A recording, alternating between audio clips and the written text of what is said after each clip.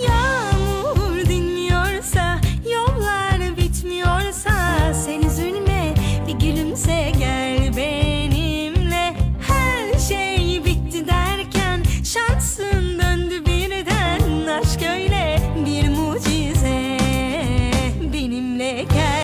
Салем достар, бүгін біз өте қызық тақырып өтеміз, саяхат және қонақ үй тақырыбында. Егер сен Түркияға барсан, сенің билет алуың керек, қонақ үйге тапсырыс беруің керек, сұрақ қоя білуің керек. Осы сабақтан кейін билет ала аласың, бронь жасай аласың, қонақ үйде сөйлей аласың. Ең басты түрік тілінде. Сондықтан бүгін практикалық сабақ болады. Мұқият болып тыңдап отырыңыздар. Резервацияны yapmak, бронь жасау, тапсырыс беру. Мысалы, ben резервацияны yapmak istiyorum. Мен бронь жасағым келеді. Отель үшін резервацияны yaptım. Ben қонақ үйге бронь жасадым. Билет almak. Ben билет almak istiyorum. Анкарая bir билет alacağım. Diyalog. Merhaba, резервацияны yapmak istiyorum. Kaç kişilik? 2 kişilik. Kaç gün kalacağız? 2 gün kalacağım. Қонақ үйде сөйлесу. Сұрақтар. Boş oda var mı? Boş bölme var mı?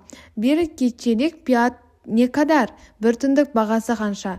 Kimlik verebilir misiniz? Жеке куәлігіңізді бере аласыз ба? Көше тілінде қысқартулар. Abi bilet var mı?